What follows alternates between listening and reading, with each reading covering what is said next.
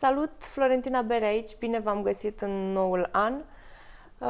Un nou interviu, continui seria interviurilor din dragoste pentru oameni și din nou invitata mea este Connie Larkin, executive coach, autoare a cărții You Asshole You Caused It și lider în educație ontologică. Mulțumesc, Connie! E o onoare să facem o diferență de fiecare dată. Da.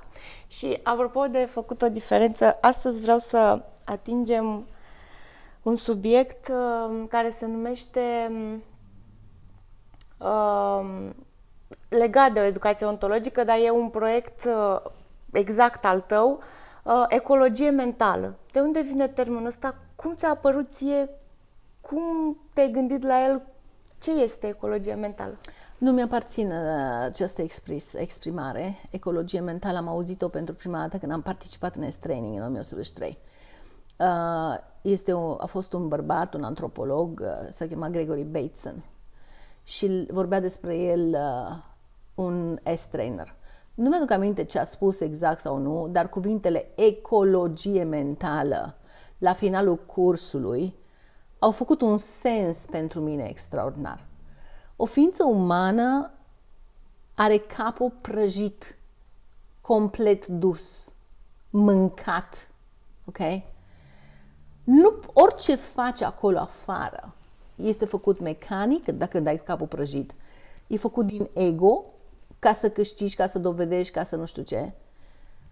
În momentul în care ai acces la această educație ontologică, care îți dă acces la propria ta gândire, în momentul acela arunci tot balastul, toate lucrurile superflue, toate gândurile, toate lucrurile care sunt bazate pe ego, le dai la o parte. Ce înseamnă asta? Ecologie. Ce fel de ecologie? Mentală. Nu poți să ai ecologie acolo afară până nu ai în creier, până nu ai în capul tău, până nu ai făcut ordine aici. Ordinea de aici și ecologia de aici, când tu ți-ai curățat capul, atunci se vede acolo afară în ecologia aia. În rest e doar vorbă raie, plină de indignare morală, ce au făcut și adrese, nu știu ce. Și vorbă fără rost, da? Că orice altceva despre ecologie este fără rost, pentru că e doar vorbă. Unii aici colo fac nici ceva și fac, nu poți să spui că nu fac. Însă fără ecologie mentală nu faci nimica. E primordial, este primul lucru pe care trebuie să-l faci. Primul lucru. Da. Îți place și ție termenul, ăla? Când l-am auzit, da, mi-am dat seama că e primul pas, așa cum ai spus și tu, e primul pas în ecologie, că altfel, dacă nu e mentală, nu are cum să se întâmple celelalte. Și n-am știut, ok, și ce fac? Cum fac? Cum încep, Connie? Scuză-mă, fii atentă. Tu ai participat în Landmark. Da. Eu te cunosc pe tine și dinainte de Landmark. Ce s-a întâmplat? O ecologie mentală. Ce fel de viață ți-a dat? Stelară. Ok, cum s-a întâmplat? Zi nu știu. Nu știu, da. Orice explicație este complet aiurea. În conversațiile ontologice pe care tu ai participat în curs, ți s-a luminat mintea, ți s-au desprins concepte stupide, păreri, opinii, tot felul. Balastul ăsta s-a dus. Dar nu pentru că e o idee bună să se ducă, ci pentru că ai văzut cât de mizerabil este și nefuncțional este și este o prostie să treci viața din astfel de concepte. Și atunci te-ai eliberat. Transformarea ta, te-am văzut și ți-am spus personal, transformarea ta este uluitoare. Credeam că nu ești întreagă la minte înainte. Oamenii nu sunt întregi la minte până când nu se trezesc. Nu sunt întregi la minte. Da? Eu nu eram întreagă la minte. Eram o bucată de carne suferindă, prefăcută, care își acoperea suferința și nu știu ce, lipsa de direcție, lipsa de orientare, totul era acopereară. Ce fel de persoană ești? Atunci ce fel de persoană ești? Ce fel de om ești? Nebun delegat. Da. Și trăim niște vremuri nebune de legat, ca să spun așa. Sunt reflexia bolii psihice de care suferă umanitatea. Boala psihică de care suferă umanitatea datorită acestor moduri de gândire greșite, acestor concepte, aceste prostii pe care le au în cap, duc la extinția speciei umane, bineînțeles împreună cu toate celelalte. specii. Ok. Și ăsta e nivelul la care suntem acum. Da, Și vezi ce vine din exterior în ultimii ani. da. Ce fac din punctul ăsta? Încep educație ontologică, dar eu vreau să știu cum reacționez la ce vine din exterior peste mine. Astăzi, în zi. Un mod foarte interesant de a vorbi. Nu pot să spun decât ceea ce pot să fac eu, nu pot să dau sfaturi. În primul rând, când eu am adus educația în România, cu ajutorul lui Dumnezeu am reușit să aduc această educație în România. Este o mare performanță, n-ai idee. Nu ai idee. Într-o lume de nebun să aduci claritate mentală n-ai idee ce înseamnă. Atunci i-am băgat pe părinții mei în curs, bineînțeles, și l-am rugat pe Dumnezeu. E un fel de a vorbi, da. Că pentru mine Dumnezeu nu are barbă lungă, stă pe un tron și coroane și nu mai știu ce. Nu este fiecare așa. Când am auzit prima dată un estrener care a spus și dacă Dumnezeu, l-ați văzut? A zis și este femeie și este neagră. Șoc. Ok, l-am rugat pe Dumnezeu să îi țină pe părinții mei în viață, măcar până termină cursul, pentru că cel puțin în ziua a treia de la curs există un moment de iluminare, se sparge ceva și încep să vezi. Și am vrut să nu-i privez de acest moment de existență, care este prețios, mai prețios decât tot ce au trăit până atunci. Deci, vezi tu, de ce ecologie mentală m-ai întrebat sau ceva de genul? Că asta a fost relevant, pertinent. Deci, cum faci asta? La bombardamentul ăsta. Da. Acum, vorbind despre mine, pentru că numai așa pot să-ți răspund, eu sunt un om educat în educație ontologică. Mă folosesc de educație ontologică. Nu este bătut în cuie, poți să și cad, știi, poți să și cazi, pentru că tot timpul cazi. Nu este doar că, nu este ceva pe care îl menții, că dacă menții așa într-o linie dreaptă ești mortăciuna. Că ești sus sau că ești jos, este ca la un aparat în spital. Deci, evoluția înseamnă să cazi, te ridici, mereu este mai sus. Ok. Eu pot să văd că sunt un om antrenat, am creierii cu mine, am distințiile cu mine. Vreau să spun că pe mine, de asemenea, mă afectează bombardamentul de conversații inutile, senzaționaliste, nu știu cum se cheamă, așa. Îmi afectează spațiul de existență prin faptul că apare ca o amenințare la finalul căreia nu există nimica, decât amenințare, dar nicio lumină la sfârșitul tunelului. Acum, mă folosesc de toată educația asta pe care o am ca să mă eliberez de această opresiune. Și îmi spun, fii atent, peste 200 de ani nimeni nu o să știe că am existat, totul o să fie altceva. Cum mie nu-mi pasă ce au făcut bunicii, străbunicii mei, că nu știu cine sunt ăștia străbunicii mei, habar n-am, nici de mine nu o să le pese la nimeni, nu sunt nemuritoare, asta îmi spun. Nu mai trebuie să-mi dau atâta importanță, nu mai trebuie să-mi pun atâta cenușă în cap, la urma urmei n-am niciun cuvânt de spus asupra ce se întâmplă. Și încerc singură să mă uit din distinții diferite ca să-mi dau liniște. Am un citat aici la mine. Din Bhagavad Gita mi-am scos un text care este demențial pentru mine și pe care îl văd aici, este pus pe masă la mine în fața statuii lui Shiva. Și zice, cea mai matură minte nu are preocupare pentru mâine. Și aici mintea ta începe să ia rază. Acum adică n-am preocupare pentru mâine? Cum adică n-am preocupare pentru mine? Da, Krishna spune, cea mai matură minte nu are preocupare pentru mâine. Și nu este numai Krishna. Iisus Hristos a spus, păsările cerului și florile câmpului nu se gândesc la mâine. Da.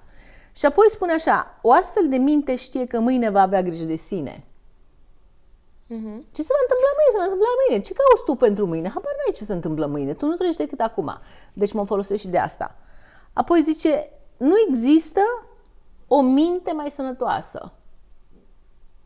Oricâtă dreptate aș avea pentru cretinismul clasei politice, animale retardate care au ajuns în poziție de putere, ok, oricâtă indignare morală aș avea, ok?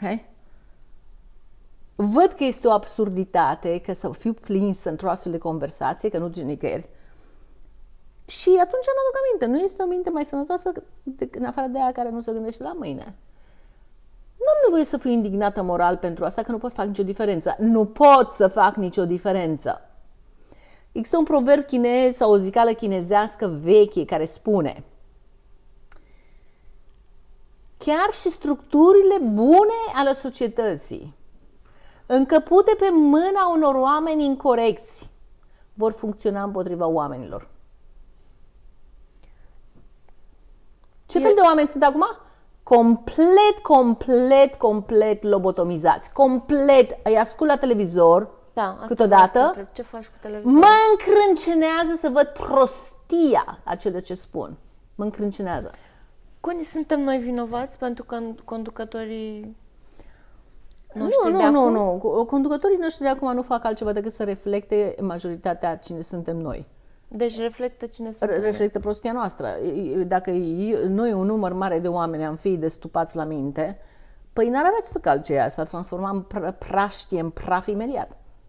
Sunt mulți oameni care gândesc, dar nu se pot duce acum să-i scoată pe nenorociți, să-i pună pe foc, da.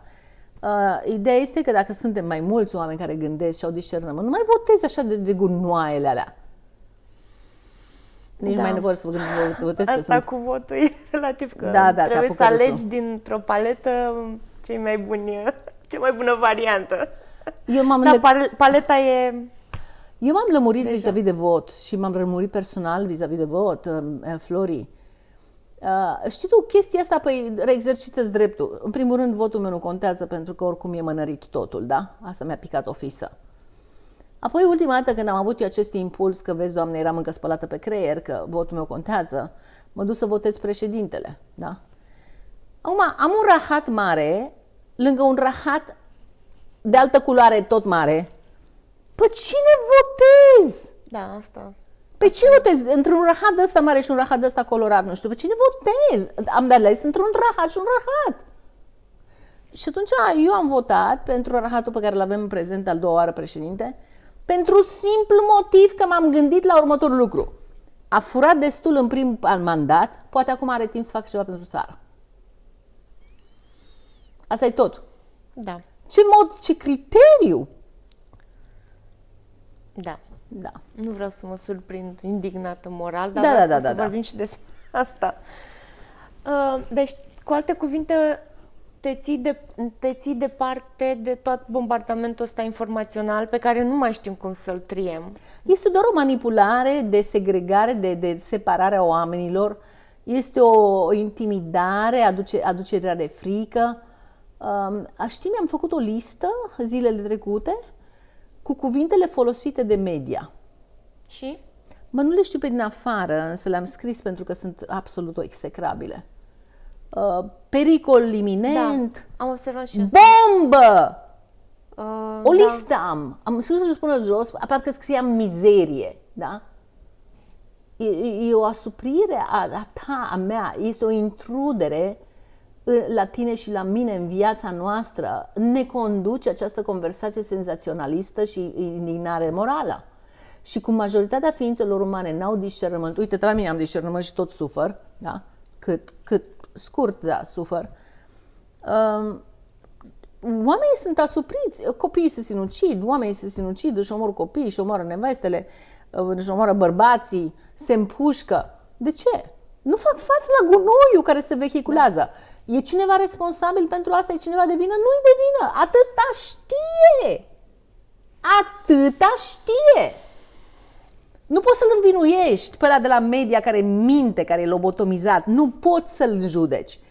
Dacă ar avea discernământ, dacă ar avea integritate, dacă ar avea conștiință, nu i-ar ieși gunoiul ăla pe gură. Apropo de ecologie mentală.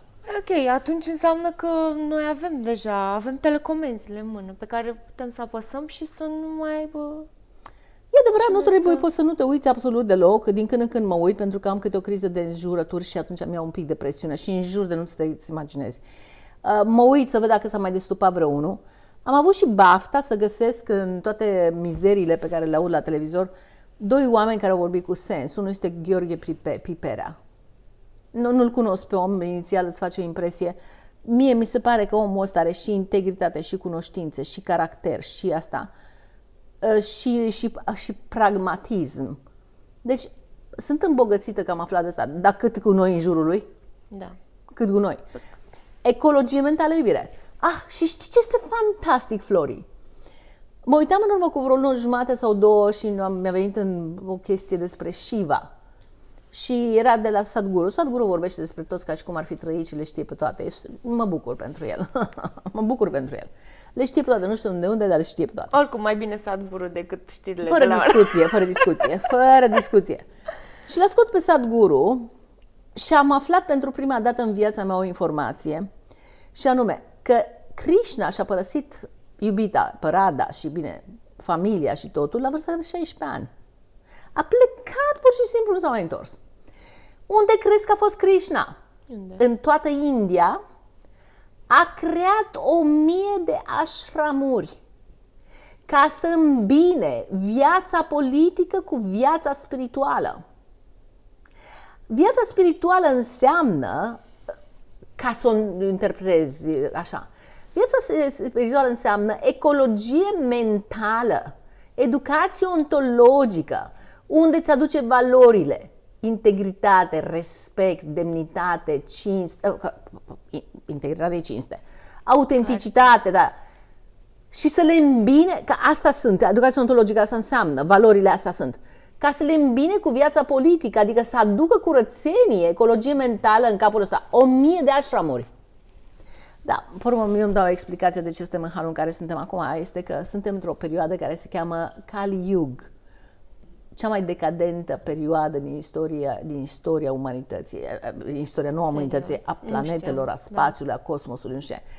Indienii au o chestie, nu știu de unde și de cât timp și datează de foarte mult timp, dar evident că trebuie să fi fost niște oameni care au predat astea mai dinainte și nu știm de unde. Spun că sunt niște perioade destul de mari, de milioane de ani sau nu știu ce, care se cheamă Yug, da? Asta fiind Kali Yug. Kali Yug este Kali înseamnă negru, Yug pe perioada. Noi ne aflăm în mijlocul unui Kali Yug. Când ești în mijlocul unui Kali Yug, ce spune el despre Kali Yug, ce spun indienii? Este că este cea mai decadentă. Deci noi ne aflăm într-o decadență. Poporul israelian omorât de proprii ei lideri, mai rău decât naziștii. Deci ăla, măcar erau străini, dușmani. Ăștia sunt liderii lor. Există o penurie de lideri în lume. Există o penurie de integritate, există o penurie de claritate, există o penurie de judecată, de conștiință. Nivelul de conștiință e foarte scăzut. Penurie. Da. E mult întuneric. Ce citești și ce asculți ca să te păstrezi, să-ți păstrezi mintea sănătoasă? M-a întrebat pe cineva, tu știi că am o situație medicală destul de nasoală și că de un an de zile tot sufăr și trăiesc cu niște chestii. Mi-a zis un prieten odată, zice, nu de mult, cam câteva luni în urmă, zice, de ce mai ții cursuri? De ce mai dă?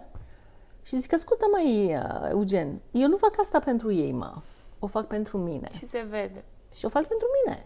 Pentru că în procesul de a da mai departe ceea ce eu dau, da? Cel puțin atâta timp cât ține cursul ăla, nu mai trăiesc într-o mlaștină de suferință și în ce este în jur, știi? Da. Deci este lumina mea. Sunt 3 cursuri ale tale pe care tu le ții și care astea fac ecologie mentală. Nu pot să fac alte cursuri. Da. N-am cum. Este cursul de photo reading, Da. de time master, Da. și cel de relații, care e începutului, cu ăla. Păi l-am început să fac cursul acela numai în momentul în care am aflat că s-a primit o altă dată pentru Landmark Forum România. Vezi tu, cursul Landmark s-a închis în România în 2009, când m-am îmbolnăvit eu. Am aflat însă că am primit încă o dată în 2009, în septembrie, la 10 ani, 2019, după 10 ani după ce s-a închis. Când am aflat, imediat am generat cursul de relații pe care l-am ținut în toată țara. De ce l-am generat? Pentru că în 7 ore fac educație ontologică ca exemplu, adică ca exemplu o trăiesc cu oamenii, experiență, na? primesc ce înseamnă și apoi cine are urechi de auzit și vrea să facă mai departe, să duce și le face Landmark Forum. Așa s-a întâmplat primul Landmark Forum în România în anul 2019. Cursul de relație a fost ca să umple cursul ăla și așa s-a întâmplat și acum 2/3 din oamenii care participă în educație vin datorită mie, în sensul că eu vorbesc despre cursuri, că eu fac videourile în care dau exemple de educație ontologică în care oamenii ei înșiși își dau seama când ascultă. Au experiența educație ontologice, da. Și spargi ca o nucă așa, încet să spargi din... Sunt oameni care au fost la cursuri de photoreadings în weekend. Și mi-au spus unii, sunt și din străinătate, au venit din Germania, au venit din Anglia, au venit din Italia, da, pe bune. Da. Și mi-au spus, Connie, te ascult de 3 ani de zile într-una. Da. De fiecare dată înțeleg altceva. Mi s-a curățat mintea și într-un divorț pe care l-am avut, eu am supraviețuit datorită conversațiilor pe care le-am pe YouTube. Da. Și eu primesc telefoane de la diasporă. Sunteți cu noi, văd că sunteți cu noi și nu uitați să dați like, share și subscribe pentru că așa contorizăm noi ce facem aici. Bun. Deci cursul de relație e deschizătorul către... Deschizătorul și singurul lui scop a fost să dau oamenilor un gust de educație ontologică. Degeaba vorbești de educație ontologică dacă n-au experiența. În cursul de relații dau un exemplu, două distincții pe care le folosesc și trăiești efectiv. Trebuie să fii nebun după aceea, după ce ți-a deschis ușa, să nu te duci mai departe, să deschizi ca să-ți aduci toate beneficiile vieții tale înapoi. Nu? Da. Deci tu citești tot educația ontologică, practic, citești și tu pe Osho, pe cine? Mai spunem pe cine citim, ca să ne păstrăm mintea sănătoasă. E un refugiu, Connie, asta. Nu poți să-ți păstrezi mintea sănătoasă când iei bonlavă. Corect, și asta așa. Ok. Ce poți să faci este să-ți dezbigubezi neuronii, să-ți aliniezi gândirea, să știi ce ți se întâmplă în căpățână, să știi ale cui principii și legi le trăiești, le exprimi. Trebuie să ai un angajament în a fi adevărație însuți. Vezi tu, Eckhart Tolle are o expresie pe care o folosește el în cartea lui, mi-e place foarte mult această expresie, zice, dacă ești nebun și știi că ești nebun, e primul pas spre însănătoșire. Trebuie să intuiești că ești nebun. Dacă te-ai săturat să fii un pervers mincinos, da. Dacă te-ai săturat să joci teatru și să ascunzi că consideri că ești o proastă nenorocoasă, dacă te-ai săturat să mai fii falsă în comunicare, da. Dacă te-ai prins de asta, dacă te-ai săturat de asta, dacă ai văzut că alergi după cai verzi pe perechi care n-au nimic de a face cu tine, dar alergi ca să dovedești că ești maresculă sau ceva, dacă observi toate aceste lucruri care nu au niciun fel de substanță de a fi, sunt numai mecanice și fac parte din ego. Dacă observi acest lucru, posibil să vrei să fii autentic. Este atât de mare ușurare în momentul în care ești autentic. Nu te mai prefaci, nu mai minți, nu mai faci chestiile astea. Este o onoare. Îți simți coloana vertebrală pentru prima dată, simți că existi pentru prima dată. Doar pentru simplul motiv că ce poți să faci ca angajament? Ai un angajament să fii adevărație însuți. Puțini oameni pot să vadă ca un angajament de a fi ei înșiși. Mulți dintre ei nu-l percep decât printr-o surdă mare suferință. Să știi că și eu am trecut prin chestia asta, mă surprindeam că fac toate lucrurile pe care le-ai spus tu mai devreme și nu știam ce să pun în loc. Nu știai ce să faci? Ok, mă vânez, mă văd, Doamne, dar cum să fac de aici? Știu ce spui, este foarte, foarte deprimant. Și pe lângă asta mai e o rezistență. Și apropo de rezistență, vin iar la ce se întâmplă astăzi. Dacă ne uităm puțin în istoria României, vorbim de ea pentru că aici suntem. Da. N-am făcut decât să rezistăm la ce ni se întâmplă. Cum să facem altfel? Dar nu este o chestie românească. Da, păi de-aia am spus Ființa că umană rezistă la ce este. Ok, dați-mi și pe asta, hai că vedem noi cum ne descurcăm, dar totuși câți ani mai rezistăm? Și ce punem în locul rezistenței? Avem o adaptabilitate în suferință și mizerie incredibilă. Da. Da, incredibilă. Ce punem în locul rezistenței? Ce pui în locul rezistenței? Nu rezisti. clar, deci Nu pui nimic în locul nu pui rezistenței, nu reziști. Și când nu reziști, energia ta nu este blocată în a lupta împotriva ceva. Iar acel lucru împotriva căruia reziști sau lupți împotriva lui, pentru că rezistența este contrarie, contradictorie, nu? Este luptă împotriva a ceva. Da. În momentul în care nu reziști, acel lucru dispare.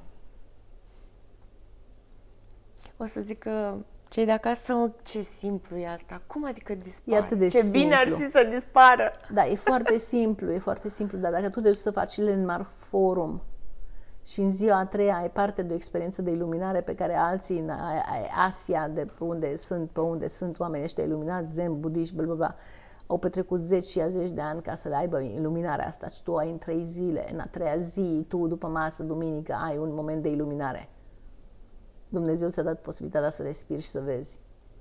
Pe urmă se închide ușor la loc. Dar dacă ai capul destul de sănătos și dacă cumva Dumnezeu îți dă ție discernământul ăsta, vei continua să lucrezi, să te agăți de acel moment de claritate și de așa, și apoi te apucă, continui să lucrezi ca să-ți corectezi gândirea greșită. Eu ce fac este să mă vânez. E singurul lucru care mă ține în viață, că altfel mă duc înapoi. E singurul care te ține în singurul viață. lucru, da. Nu există altul, da, știu. Don Juana Lucas Staneda spune și trebuie să devii un vânător. Dar ce nu un vânător pentru animale și asta, te vânezi pe tine. Cum te-ai prins că faci ceva care nu are integritate. Te oprești? Nu te cerți. Îți spui că ești un mare asol. Dar te prinzi și asta te ține. Îți ține continuitatea. Nu așa, că altfel. Ai spus foarte frumos, îmi place cum ai spus. Dacă nu mă vânezi, mă duc înapoi. Da. În alte cuvinte, dacă ești prezentă în viața ta și te observi, ai un cuvânt de spus dacă continui să faci un lucru în detrimentul tău sau nu. Da. Deci, ca să spun mai devreme ai spus cursurile mele. Toate cursurile pe care eu le țin sunt ontologice, nu pot să țin altceva. Nu pot să țin altceva pentru că nu pot să fiu un carton care debitează chestii. Eu am văzut o transformare când încep cursul și la final. Am impresia că te sui așa pe o scară. Știi? Mai urci, parcă levitezi. Când încep cursul, încep de aici. Da, mă uit la tine, că eu le-am și repetat. Dar mă uit personal la tine acum și te înflorești și mai tare și mai tare și mai tare. Ai văzut asta? Da, am văzut asta. Ai, ce chestie! Pe tine asta te țin în viață. Mă ține pe mine vânătoarea. Da. Păi cum altfel? Tu participi în cursuri ca să-ți dai jos mizeria care se pune tot timpul sau care este acolo. Iar eu livrez asta ca să dau jos mizeria, pentru că nu se va opri niciodată. Știi, pentru mine a fost extraordinar de revelator și țin minte chestia asta pentru că a fost extraordinar de revelator când un tip cu care lucram în Landmark, îl chema Lorenzo Gallinari, un italian, când mi-a zis Connie, cu cât mai multă lumină pui, cu atâta mizerie vezi mai mult. Normal că dacă văd lumina până aici, nu văd decât gunoiul de aici, îl curăț. Dacă am discernământ, dacă am conștientizare care se întâmplă în procesul de lucru, în procesul vieții însăși, și conștientizarea înseamnă mai multă lumină. Evident că aici văd că e curat, dar aici este plin de mizerie. Cu cât ai mai multă lumină, cu atât vezi mai multă mizerie. Te-ai speriat când ți-a spus că cu atât vezi mai multă mizerie? Nu, a sunat mistic, a sunat misterios, știi? Dar acum știu ce înseamnă și nu pot să explic asta. Da, că e experiență. Asta înseamnă că cumva pentru mine nu aștepta să fii perfect, gata, acum ai curat, am terminat. Că ăla e momentul de final, de moarte. Nu există finalitatea asta. Viața este în continuă evoluție. Și o să mă amuză când vorbesc în cursurile mele, vine câte un deștept care zice: mi-am confirmat ce știam. Zic, ieși afară. Jesus. În primul rând, el nu există, iar ceea ce tu știi, dacă nu faci decât să ți-l confirmi, înseamnă că trăiești o viață statică, vezi același rahat bazat pe ceea ce știai dinainte. Este o nenorocire. Cine vrea așa ceva? Este o soluție. Uite, de exemplu, cursurile astea sunt refugiile tale, corect? Că cursurile astea e viața mea. Da. Există o soluție. Este asta o soluție să ne... Apropo, cursurile astea sunt un teren în care eu manifest cine sunt. Asta înseamnă. Da, zi. Să ne refugiem, ca să spun așa, în comunități, fiecare în comunitatea lui și să nu ne mai indignăm moral și să se vadă niște acțiuni acolo, fiecare în comunitatea lui, este o soluție asta? La soluție la ce? La tot ce se întâmplă în jur și la bombardamentul ăsta, la propriu, că e deja la propriu, nu mai e la figurat. Vezi, întrebările astea pe care tu le pui sunt Vine întrebări dintr-o îngrijorare, sunt da. întrebări care au multă speranță în ele, să găsești un răspuns care să facă ce? Să ne țină treji mai mult. Nu te ține nimeni treaz. Tu te ții treaz. Ce dă vaca? Deci nu te ține nimic treaz. Ok, dar mă gândesc că dacă oamenii treji se adună la un loc, e o diferență față dacă am fi segregați, cum folosești tu. Și mă gândesc că dacă fiecare ne-am adunat în comunitatea noastră, pentru că nu se mai Care poate este comunitatea schimba noastră? Păi nu știu, de exemplu, eu locuiesc la bloc, comunitatea mea e acolo, pot să o iau așa, pe lângă familie, că na, și aia e o comunitate, dar mă gândesc pur și simplu la o stradă, și când vorbesc acum cu tine îmi dau seama că mă refer și la ecologia de afară, nu numai cea mentală, că avem ecologie mentală, dar hai să o aducem și în practică. Ce facem? Ce fac în cartierul ăsta? Că e plin de gunoi. În alte cuvinte spui, trebuie să legi paradigma din care trăiești. Cu acțiune. Așa, cu acțiune, firesc, da. Altfel este vorbăraie, goală. Altfel este dat bine, dat mare, indignare morală. Da. Uite, vezi tu, eram la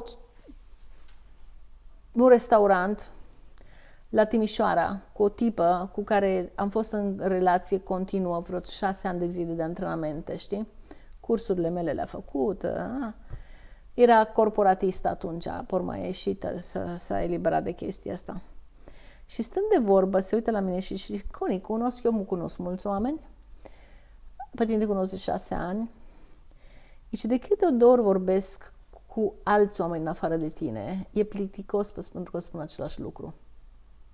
De fiecare dată același lucru. Și cu tine niciodată nu m-am plictisit, pentru că întotdeauna este ceva proaspăt, ceva nou. Nu pentru că eu caut subiecte de divertisment pentru alții ca să nu se plictisească, ci pentru că conversațiile sunt vii și au un scop anume conversațiile pe care le am.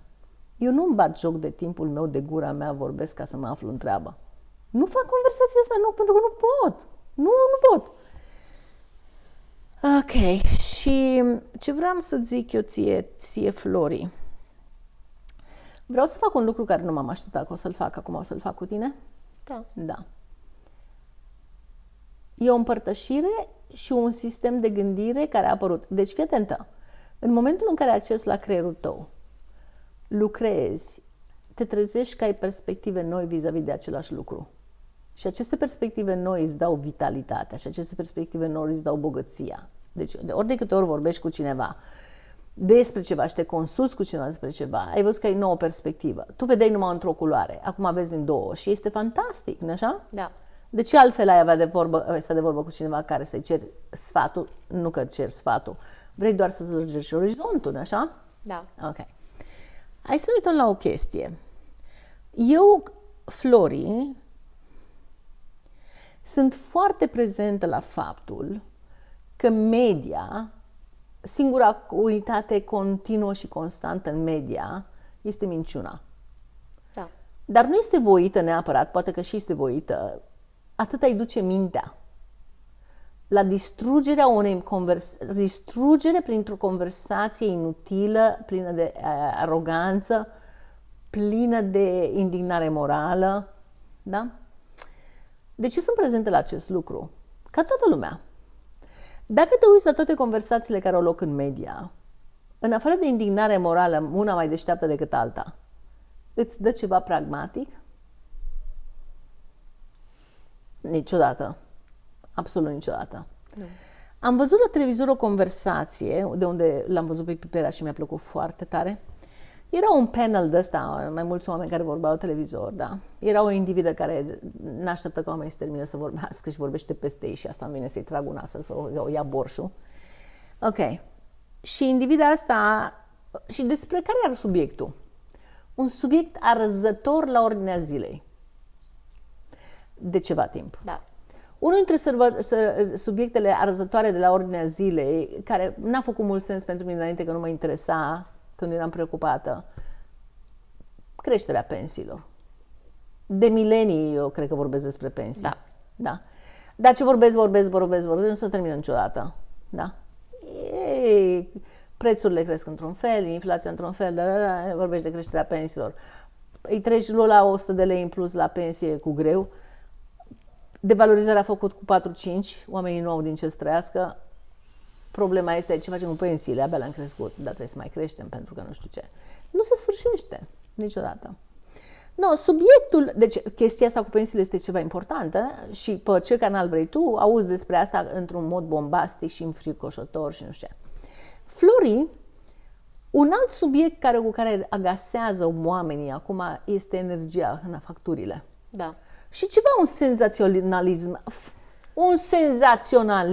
Da. Ceva de speriat. Nu spun că nu este adevărat că oamenii care câștigă o pensie de 900 sau 1000 de lei sau 1200 nu primesc în facturi mai mari, deci ei nu pot să mănânce, nu pot să îmbrace, nu pot să respire, nu pot să trăiască, pentru că toți banii lor se duc în aceste locuri. Este adevărat că este în ultimul timp? E catastrofă. No, și ăștia își au cu părerea și vorbesc, n-aș putea să repet ce au spus indivizii. Nu pot să repet ce au spus indivizii. Este senzațional. Da, e senzațional. Ți întreb pe aici, pe aici, ce îți rămâne este frică. Frică. Și imposibilitate. De ce este imposibilitate? Pentru simplu motiv că toată această logoreie nu-ți spune cine și până când va pune în ordine lucrurile. Exact. Deci nu ai nicio scăpare. Da. Doar strângi din dinți și speri că ministrul cutare și că și că facturile și că se pune blocaj și că se și nu poți decât să speri. Între timp nicio claritate. Asta niciuna. E dureros. Absolut. Dureros. Nici măcar nu știi ce să aștepți. Nu știi. Dar sper că în momentul în care acești nenorociți care până acum au creat toată problema, ori să o rezolve. Du-te de aici. În concluzie, ce se întâmplă în timp ce aceste conversații inutile au loc? Ce se întâmplă? Oamenii abia pot să mănânce. Da. Abia pot să ridice capul de jos. Abia pot să se încălzească. Poate nu se încălzesc deloc. Încep să moară pe capete. Nu? Nu. Ok. În acest panel, la această televiziune, era Piperea. În toată masa asta de logorei nenorocită, fără nicio finalitate, toată bombastică și cu toate cuvintele alea extraordinare de care vorbeam mai devreme, el spune așa: contractele care au fost făcute cu aceste companii de energie și bla bla bla sunt oneroase. Trebuiesc refăcute. Simplu. Păi stai puțin, cum e posibil ca contractele astea să fie făcute cu sume enorme? Cine a fost mituit ca să poată să semneze acele contracte? Evident că mita aia vine din prețurile ridicate care sunt făcute pe spinarea acelor oameni. Da. El e singurul care a spus asta. Tu știi ceva, Flori?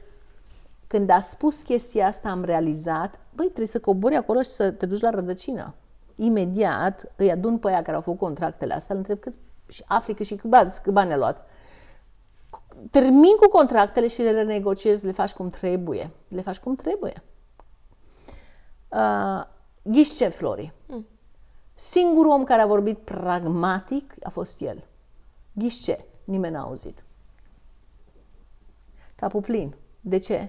De indignare morală și câtă dreptate au ei.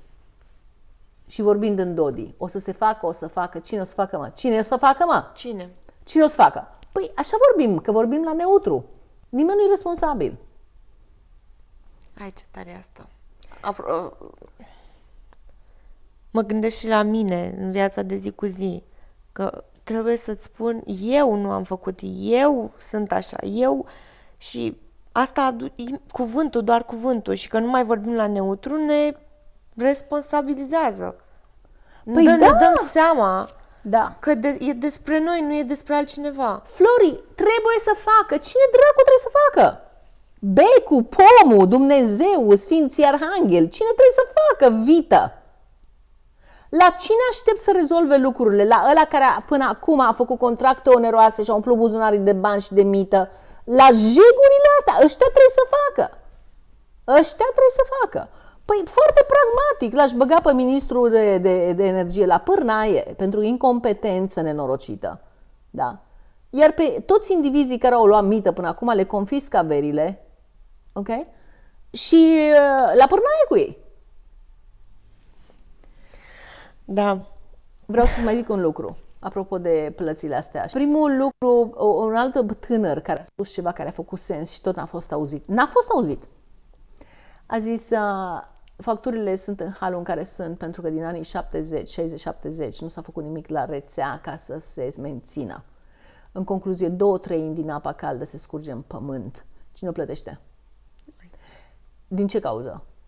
Pentru că a fost acolo un individ care a avut salarii de peste 10.000 de euro. Câte beneficii, cât lucru au lucrat ei la rețea ca să o restaureze, să o modernizeze, cât?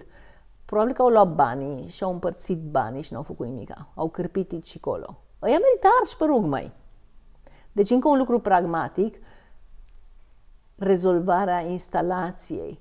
Pentru că incompetența acestor oameni și lipsa lor de respect și de integritate costă pe amărâții care nu au bani să pună pe masă mâncare. Nu, și acum ce facem? Că vorbește și Connie, acum Ce vorbește facem, Connie. da. Acum ce dragi facem, a? Apropo de să ai un nou punct de vedere, Da. bă, mi-a picat o fisă. Întâi s-a întâmplat acum vreo săptămână. Acum o săptămână am avut un vis. În general nu prea mai am vise și mi-e foarte nasol că nu le am, pentru că eu mă hrănesc cu visele. Sunt comunicări pe care ți le face non-conștientul și sunt plină de ele, știi? E super tare. Și nu am vise și dintr-o dată mă trezesc cu o scenă dintr-un vis, dar foarte persistentă. Era vorba despre un bărbat care îmi povestea mie la telefon că el a făcut donație sau a contribuit sau nu știu ce. Mi-a spus prima dată chestia asta și pe urmă au început să lucreze în capul meu un fel de duioșie, un fel de dragoste, un fel de ceva care mi-a încălzit spiritul. Și pe urmă, a doua oară îmi spune chestia asta și m-a bușit plânsul în vis. Dar am plâns în vis. Da. După care m-am sculat. Și când m-am sculat cu sentimentul de duioșie și dragoste și respect și gratitudine pentru acel bărbat. N-am idee cine era și de ce era și nu știu. Dar pe urmă când am văzut moaca lui Djokovic, cu spiritul ăla de dumnezeire din el care apare, care îi încălzește sufletul, ochii, mă face să plâng acum. Și când aflu de la niște articole câți bani a dat și dă în continuu peste tot, nu știu, am făcut o legătură cu el, are o față, băiatul. Asta este un vis, da? Da. Ok. În ziua aceea, fără să vreau, fără să caut, intelectual sau ferească Dumnezeu, fără să caut și fără să mă intereseze, mi s-a formulat în cap o chestie. Și mi s-a formulat în cap faptul că în cele 15 milioane cât ori trăi pe pământul ăsta în țara românească, sunt câteva, măcar cu 1 milion, ceva de genul, nu numai, poate mai mulți, de oameni care au venituri. Oameni cu afaceri, oameni cu business-uri, oameni care au venituri. Și au mai mult decât e necesar pentru ei. Și m-am gândit că dacă nimeni nu este responsabil și nu poți să aștepți pe gard ca să fie responsabilă media hoață și proastă și mincinoasă. Nu poți să fii responsabil ca politicienii și ăsta să Care fie. n-au făcut Ferească până acum nimic Dumnezeu. și nu se va schimba. Ce stai și aștepți? Tu, ca cetățean român, care poți să-ți permiți, de ce aștepți pe altul? Coboară de pe gard, află în apropiata ta vecinătate, în apropiata ta, cea mai apropiată spațiu de tine, afli care sunt acei oameni care n-au după ce să bea apă.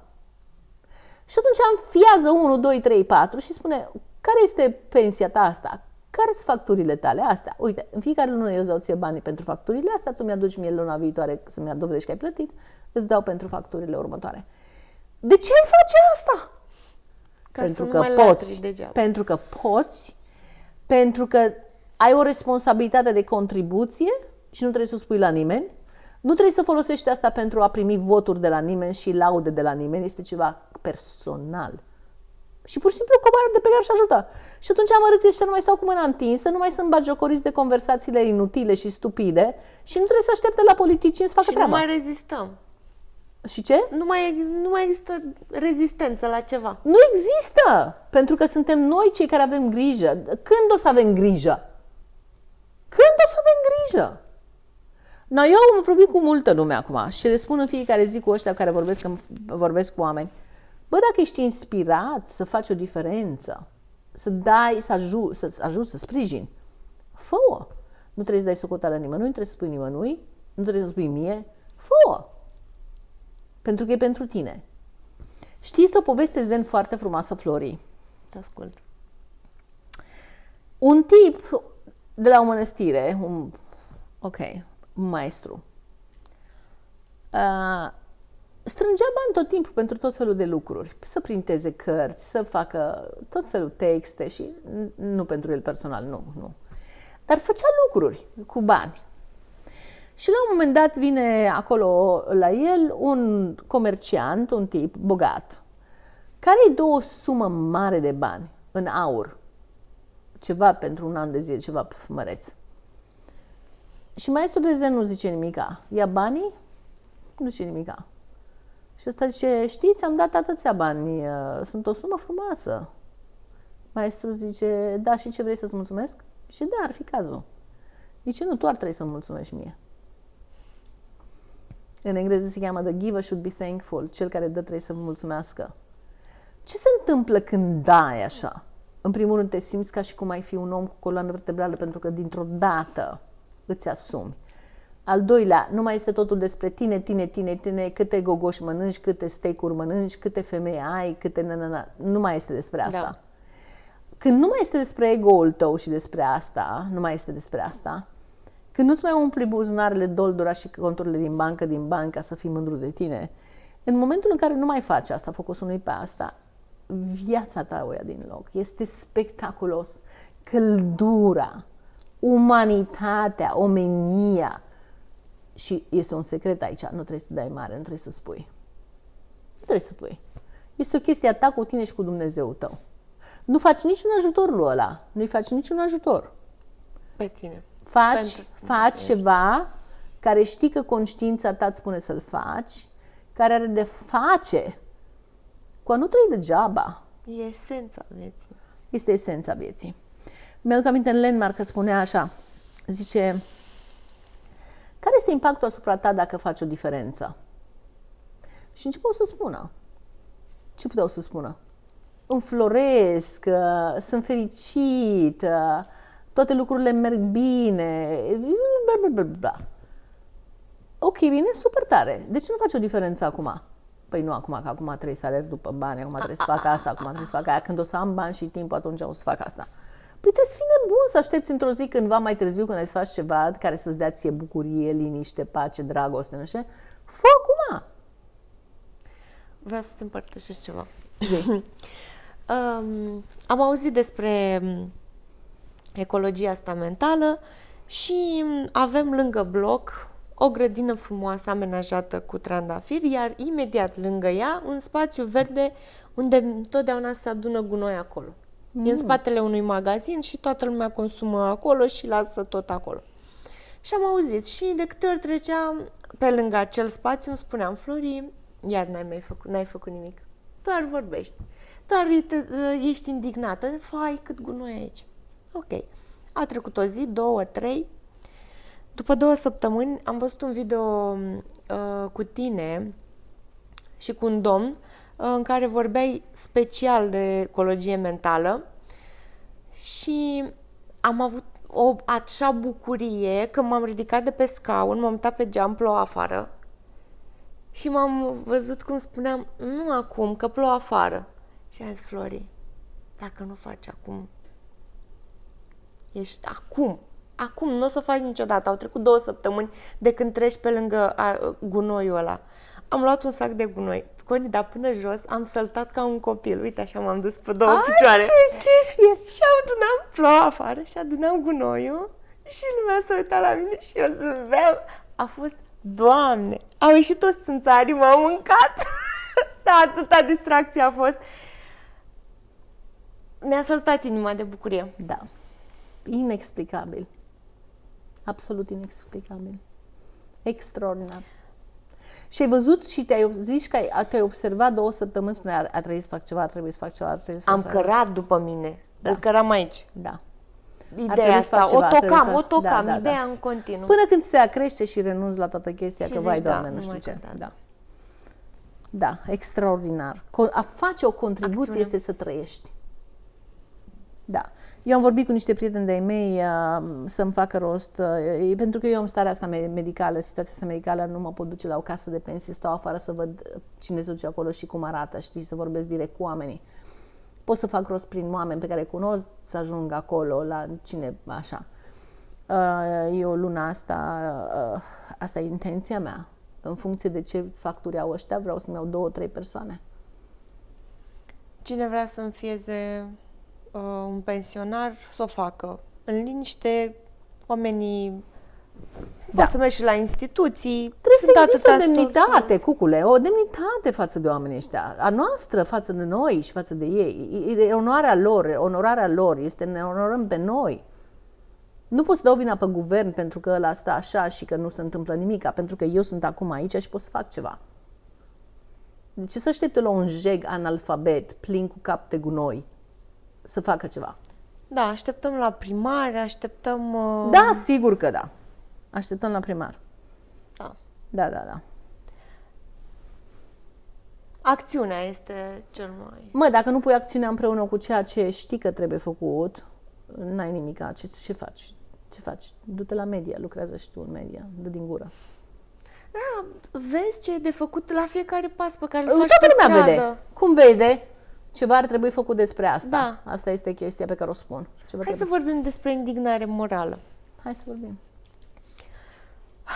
Eu nu știam că eu că am o indignare morală până când nu m-ai făcut conștientă că fac asta Da. prin cursuri. Da. Și mă duc la grădina zoologică Da. din Brăila.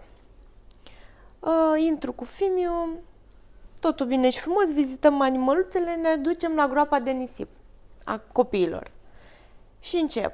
Eu pe margine, copilul în groapa de nisip se juca, taică-su pe partea cealaltă și spun: aici sunt chiroane, asta ar fi trebuit să fie vopsită, asta ar fi trebuit... Și mi-am adus aminte. Connie a spus de indignare morală, asta fac, asta fac, acum am văzut toată. Pe marginea gropii, cum stăteam, doar dădeam din gură. Mă ridic. Mă duc la ghișeu unde se încasa și spun: doamnă, vreau să fac și eu o donație. Și ea se uită în ochii mei și îmi spune: dar ce animal aveți? Credea că vreau să aduc un animal. Și spun: nu, vreau să repar Cutia de nisip, cutia de da. nisip, tot. Și ce, da, trebuie să vină șeful, că nu s-a mai întâmplat asta decât cu animalele, cine vrea să doneze. A venit șeful, s-a uitat în ochii mei și a zis: doamnă, dar de ce vreți să faceți asta? Și am spus: pentru că intenționez ca toată vara copilul meu să vină aici să se joace aici. Și pentru că trebuie făcut. Am înflorit omul ăla, eu am înflorit, nu mai puteam uita. Deci ne uitam unul la altul, parcă eram doi îndrăgostiți, dar noi doar ce ne văzusem. Și a zis: da, e posibil să facem asta. Ok, mâine la ora D suntem aici cu materialele. A colaborat cu mine, că i-am spus, eu nu am pe cineva care să facă pur și simplu, să bată cu ele. Și a zis: nu-i nimic, sunt oameni care fac asta și întrețin grădina zoologică. Și am colaborat amândoi și a fost acea fericire supremă, nu știu cum să o numesc, Da. a acțiunii. Și am mai observat ceva. Cât de greu este să acționezi și ce ușor e să fii indignat moral și de câte ori din nou încep să mă vânez, de câte ori văd că spun: asta ar trebui să fie făcut așa. Și spun: dacă pui tu osul la treabă, cum e? Și e izbitor asta. Da. Da. Când tu ești indignat moral, nu faci altceva decât să spui cineva ar trebui să facă ceva. Da. Cine? Ei, nu tu. Tu ești deja deșteaptă că știi ce trebuie făcut. Dar ei ar trebui să facă. Nu comunici, nu faci nimica, nu te declari parteneră și nu se întâmplă nimica. Da? Și atunci ești și mai indignată moral. Iar Don Juan lui Castaneda te ia în bucățele dacă te aude cu indignarea morală. Este cel mai abject lucru pe care poți să-l ai în viață. Și Don Juan îl sfătuiește sau îl antrenează pe Carlos Castaneda. Și indignarea morală este ceva abject. Cum poți să faci asta cu tine?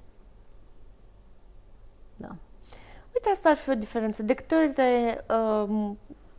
te vezi indignat moral, ceva și criticând, treci cu acțiunea să vezi ce diferență faci, pe unde ideea treci. este să te prinzi și apoi să zici așa, băi, dacă am deschis gura, cum eram eu în Jaipur, zic, locul ăsta e plin de pișat, era plin de pișat, era o baltă de pișat în mijlocul lor, așa era de asta de electricitate, o cutie de electricitate, din care ieșeau ușile rupte, da?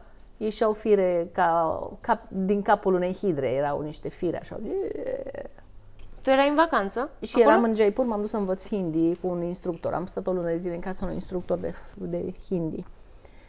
Și sunt cu două tipe și la un moment dat mă uit, mirosea și era ceva. Erau și niște bărbați care se pișeau pe gardul ăla, nu pe gard, pe zidul care înconjura cetatea.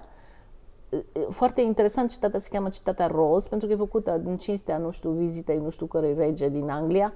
A fost făcută de un maharaja cu niște... Deci se pișau, pe părere, ok? Și eu am trezit că spun, cineva ar trebui să facă ceva despre asta. Am rămas blocată. Poftim? Cine ar trebui să facă ceva despre asta? Asta e cu părerea. Zic eu. Și m-am dus acasă, l-am rugat pe individul, bărbatul, femeia care făceam eu hindi, să-mi aranjez o întâlnire cu primarul la ora 4. M-am dus la 4 la primărie, a reușit să-mi facă întâlnirea. Nu știu dacă aici reușeam să văd pe vreună stea. Da? Cred că îmi dădeau cu flit din prima, așa. Și primarul zice, da, sigur, la ora 4 să vină. M-am dus acolo.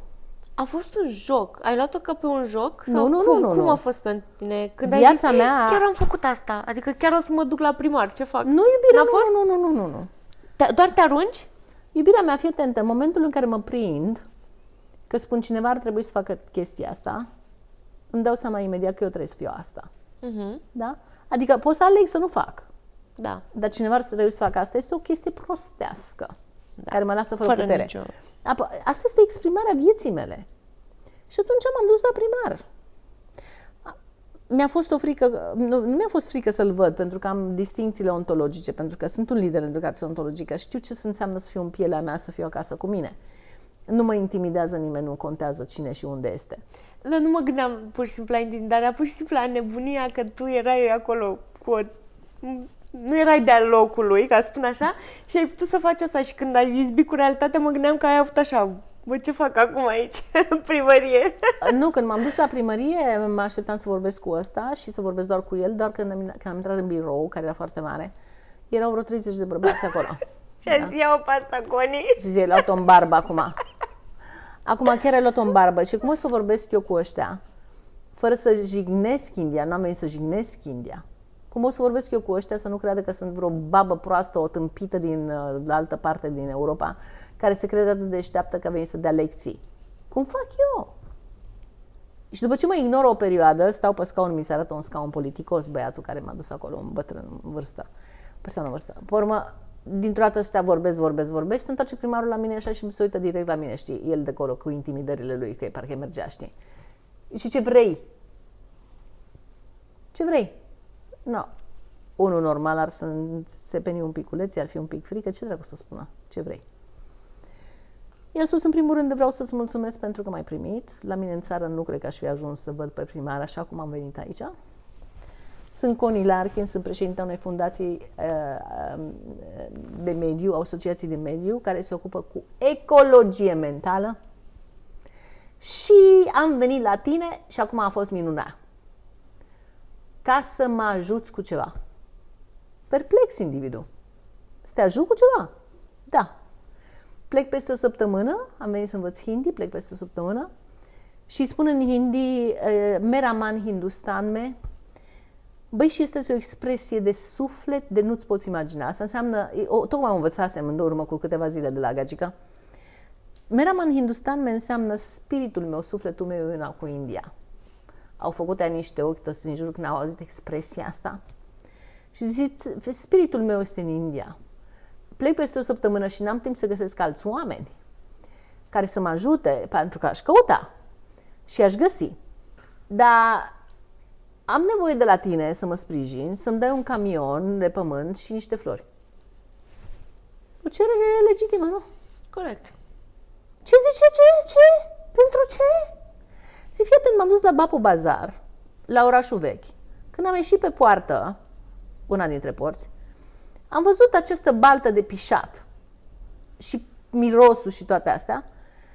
Iar eu, pentru că Mera man Hindustan me, pentru că eu trăiesc în India, ador India, iubesc India, eu nu vreau ca India să fie făcută de râs față de străini.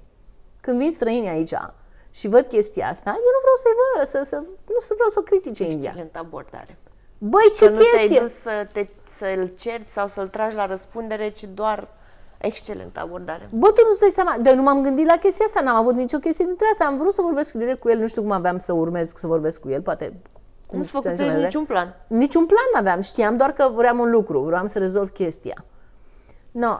Și tipul zice, dar noi facem ceva. Era ales primar nou, asta am și spusese bărbatul lui Suman, instructoarea, îmi spusese și este nou ăsta și poate că o să te alegi cu ceva de pe urma lui. Da. Era proaspăt. Era proaspăt, da. Și ce s-a întâmplat este că el zice, dar noi facem ceva.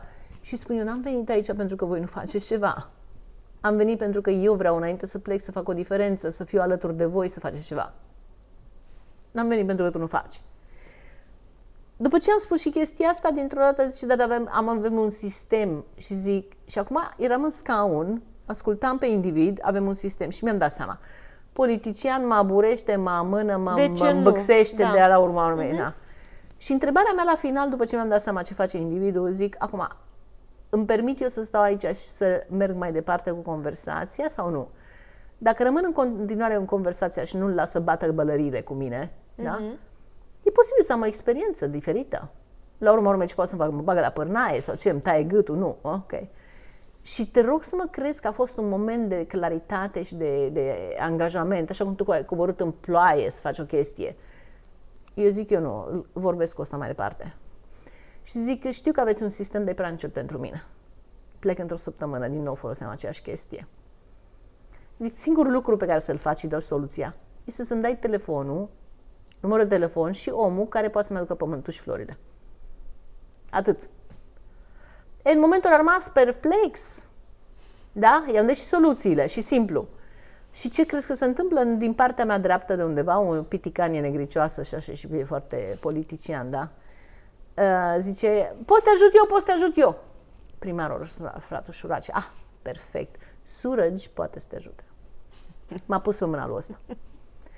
L-am așteptat pe Suraj, am ieșit de acolo, le-am mulțumit foarte mult, le-am mulțumit, am plecat, ne-am întâlnit cu Suraj, care era mare activist de partid, bla bla bla. Ne-am dus la Bapu Bazar, a văzut băltoaca și mizeria de acolo, l-a sunat pe primar fiind cu mine și băi, are dreptate, este arată nasol de tot. Da. Și pe urmă trebuia să întâmple ceva. Da. Interviuri cu televiziune, cu radio, cu nu știu ce, pentru că vreau să fac din asta o chestie, știi? N-a avut loc nimica, pentru că Suraj era un mincinos și un politician.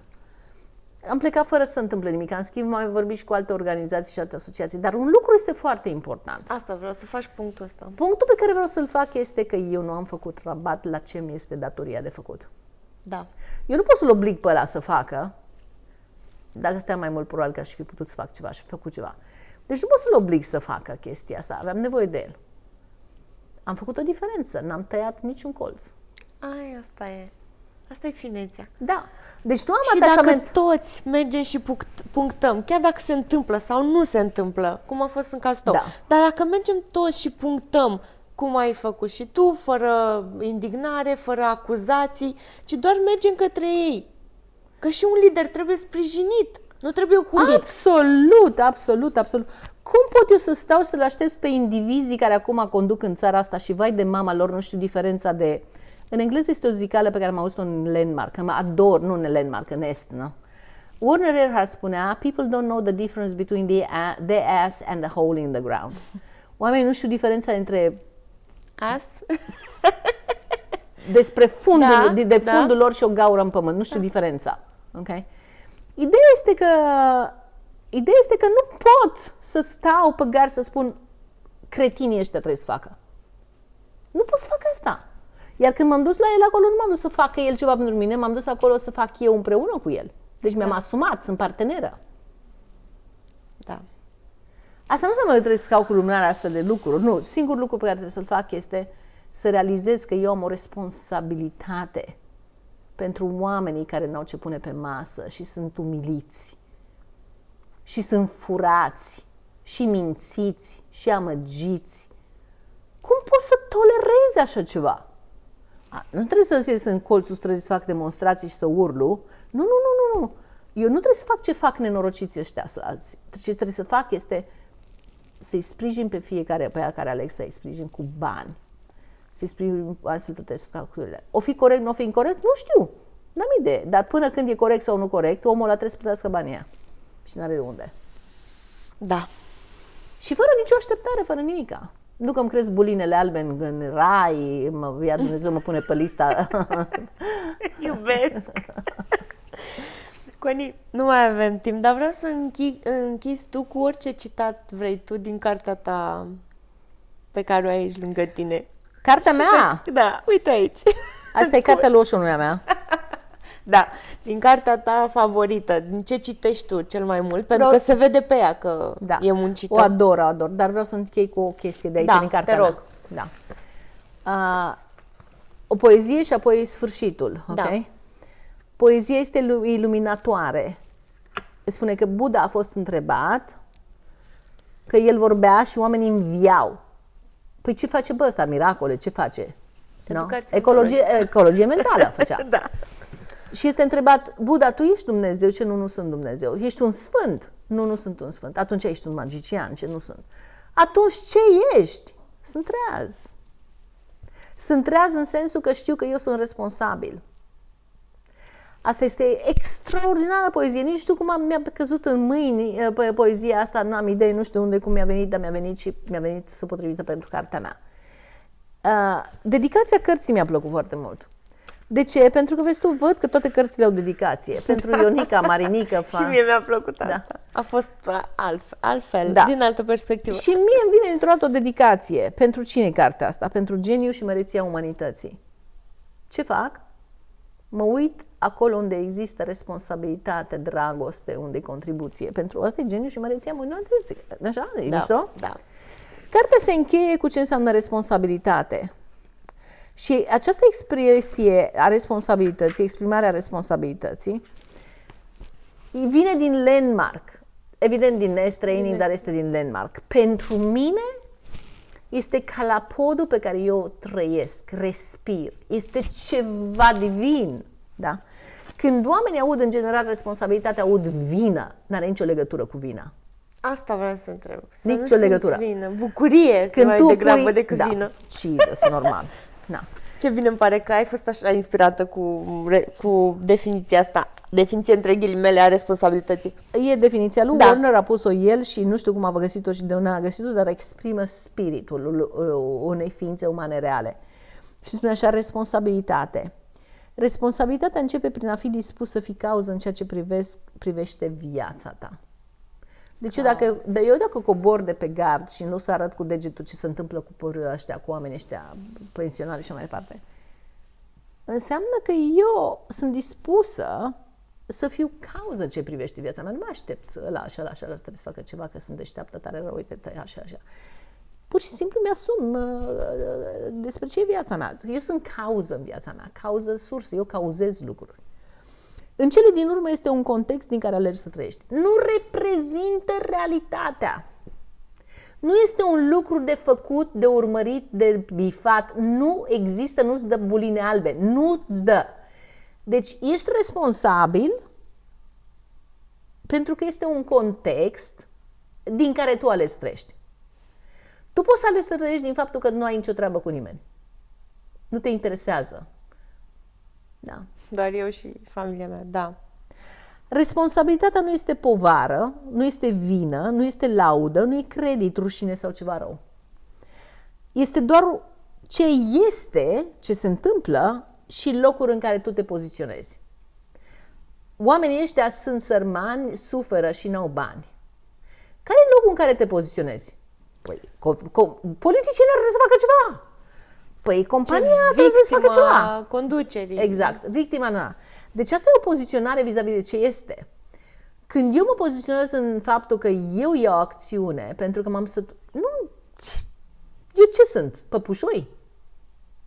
Sunt animal de la, sunt o păpușă de asta de speriat ciori în păpușoi? Scuză-mă! Deci, poziția pe care eu mi-o iau este aceea în care eu pot să fac o diferență și să nu mai ascult lătrăturile și prostiile. Eu pot să fac o diferență acum. Nu trebuie să aștept. A fi responsabil începe prin a fi dispus să tratezi orice situație din punctul de vedere că tu ești cel care generează ce faci, ce ai și cine ești.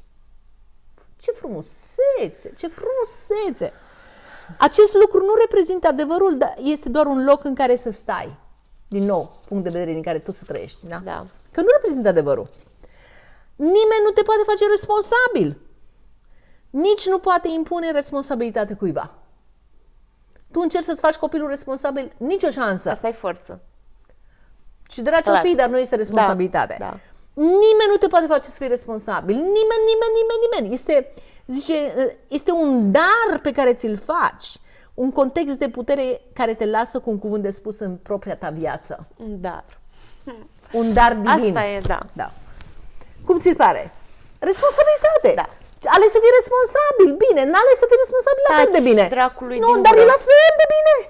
Poți să fii o trompetă care trâmbițează prostii. Nu mă interesează. Tu alegi ce vrei să faci. Iubesc educația asta. Coni, îți mulțumesc. Știu. Educația asta pentru mine este ca aerul. De câte ori sunt pusă în ea, de câte ori o colivrez sau de câte ori ascult.